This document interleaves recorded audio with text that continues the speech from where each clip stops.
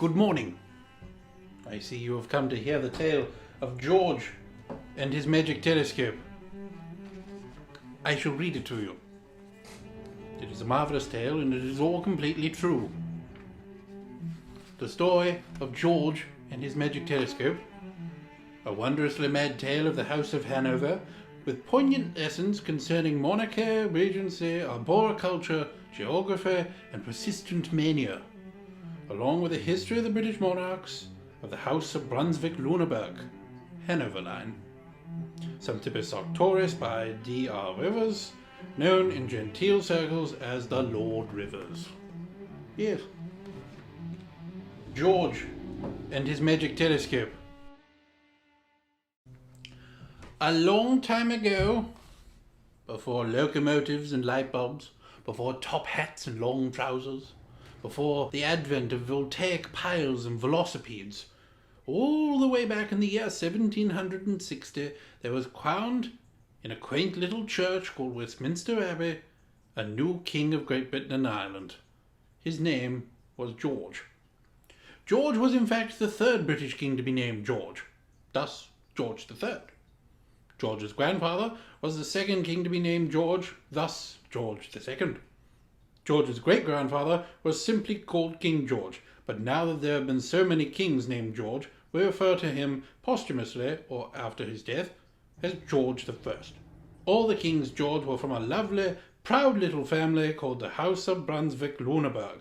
They came from a faraway place, the little land of Hanover, which lay across the North Sea in a vast and industrious land known to some as Germany. George I and George II were both born across the sea in Hanover. They looked German, they sounded German, and they had a very Germanic manner about them. They were all very concerned with all matters pertaining to Hanover. George I was always travelling back and forth between Britain and Hanover. George II also spent a great deal of time over there. He even once marched off on his own to fight the French and keep them away from Hanover. Some snide ministers were of the opinion that the Kings George cared more for Hanover than they did for Britain. Zoons! The ministers were never happy. Unlike his predecessors, George III was born and raised in England. George was thoroughly English in thinking, manner, and speech. He proudly boasted to his people, "I glory in the name of Britain." And indeed he would. George loved all his people. He hoped to see Hanover one day, but lamentably he never had time to waste on such frivolities. There was work to do in Great Britain. George was a wonderful king. He wanted to make certain his people were happy and safe from the French, with their silly hats, even sillier trousers, reeking of onions and garlic and speaking terrible English. To do this, George made sure his ministers always had books and money and paper and tea so that they could run his government. George did his utmost to help his ministers, but they were meddlesome, cross, and prone to mischief. There were times when hunger and strife stalked the land, times when great tragedy gripped George's family, and times when the wicked French threatened to burn down London and turn it into a great onion patch.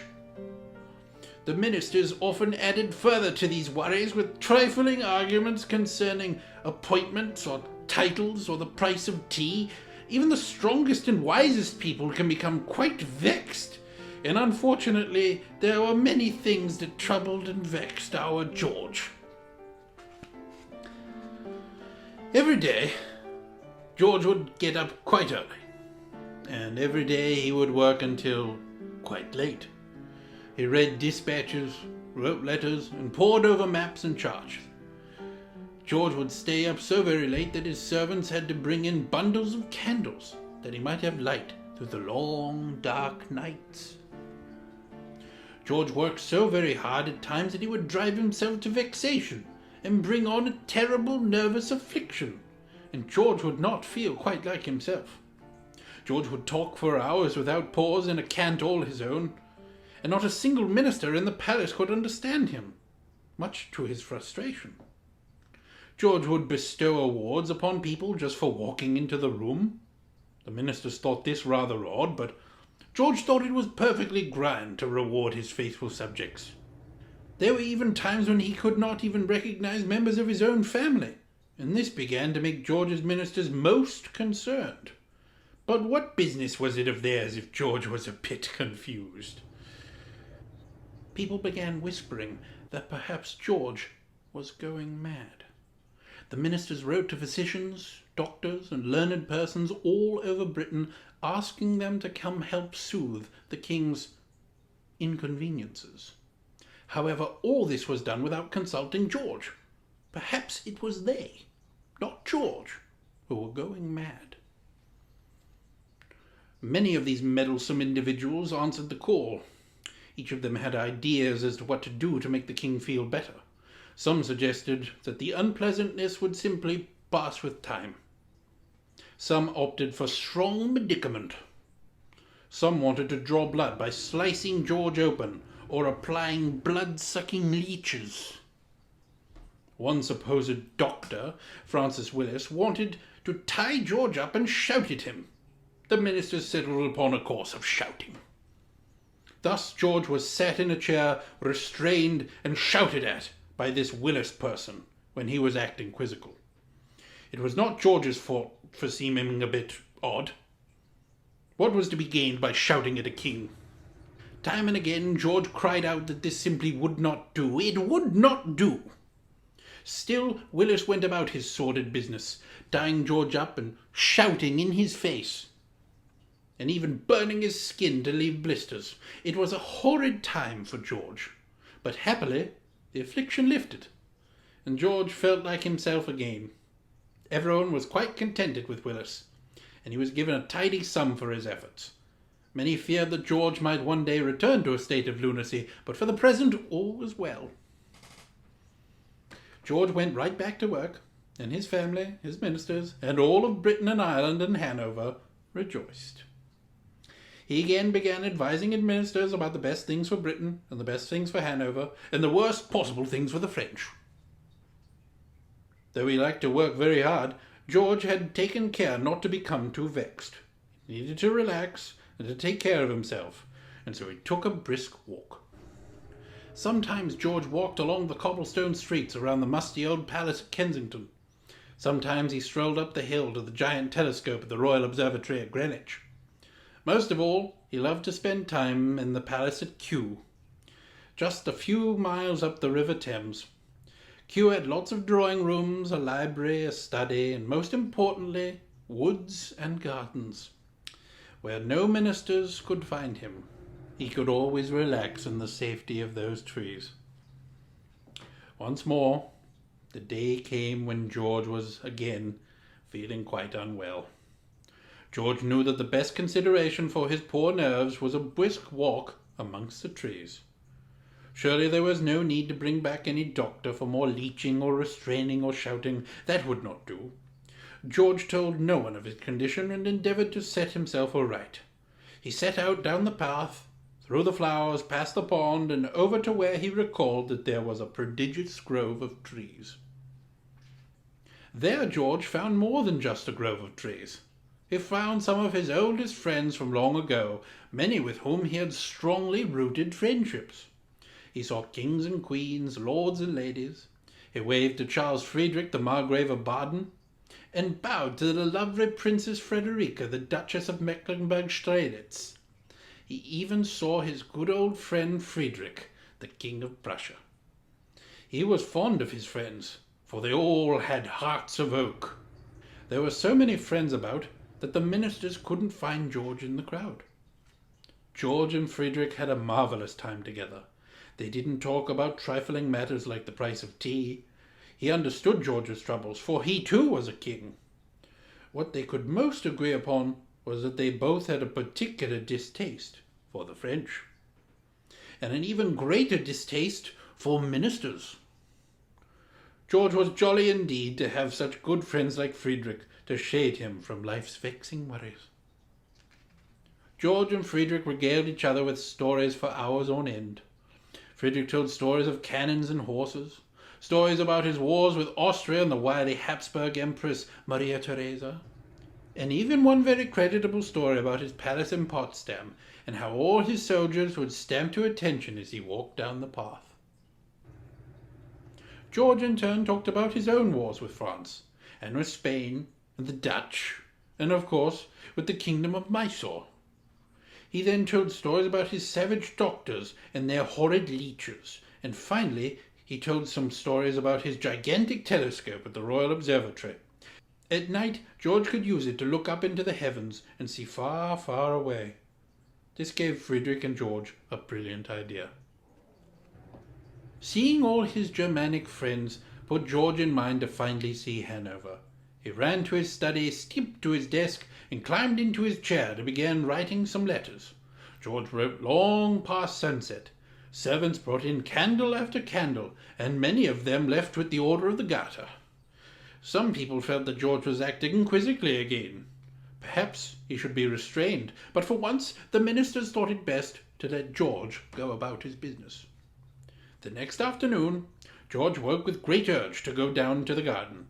He dispensed with his wig and his hat, his breeches and his shoes, and ran straight out the door, dressed comfortably in just his nightshirt. The ministers were most concerned indeed. There was insidious talk that George should no longer perform kingly duties, and that perhaps a regent should be appointed to rule in his stead.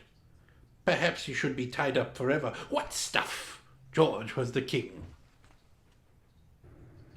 The meddlesome ministers and the deviant doctors all gathered at the window to watch as George ran down the path, through the flowers, past the pond, and over to his friend Friedrich.